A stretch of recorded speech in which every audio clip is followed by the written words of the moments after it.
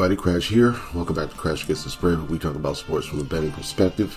It is Monday, October 7th. We have Monday Night Football. We have the Saints at the Chiefs.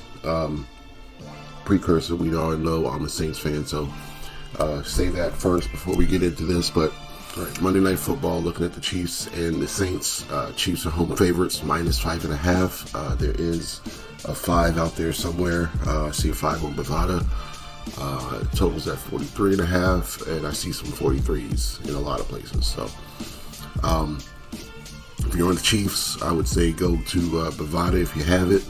If you're on the Saints, have 5.5s everywhere. So, this game, Chiefs have played the harder competition. We'll start there. They started with the Baltimore Ravens. Then they went to the Bengals, Falcons, and last played the Chargers last Sunday, and they won 17-10. They're 4-0. Two of those wins, the first two wins, iffy situations. They won by the toenail in the first game against Baltimore. They won by 1 point against Cincinnati, sending them to 0-2. And they beat the Falcons week before last.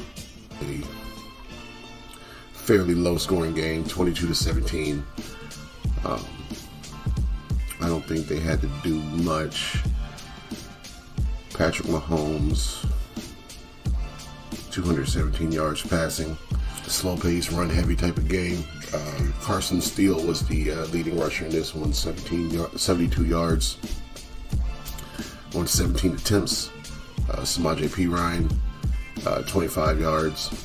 Rasheed Rice, 110 yards on 14 targets, 12 receptions. Kirk Cousins outpassed him, spread the ball all around a little more. I know none of his receivers had 100 yards.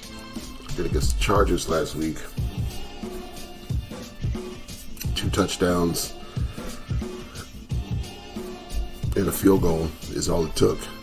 And they seem to have blanked the Chargers in the second quarter, or second half, I mean. So the defense for the Kansas City Chiefs has been getting better and better each week, in my opinion. And for the Saints, those have been the games. Those have been the games I've been watching more of this year. Anyway, their defense has been A1 all year. So the last game against the Falcons, they won this game without offensive touchdowns. We had a touchdown punt return given up in the first quarter. I think it was a muff punt by Shaheed. They returned it for a touchdown. Fell on it right in the end zone. Another field goal, then interception return. 3 more field goals to get to 26 for the Falcons against the Saints that week. So it took a last-minute field goal with 2 seconds left to get to 26 from 23. So I think those are offensive mistakes last week that gave away the game. That's 2 touchdowns on a muff punt and a interception return. So Saints defense still the key. So where I'm going for this game is the under 43 for sure.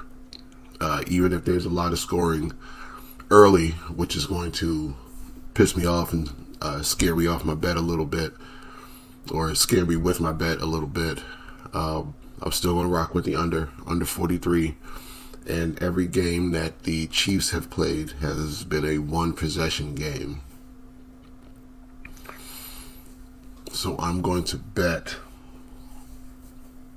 the Saints plus the 5.5 and hope it's not a 6 or a 7 point loss.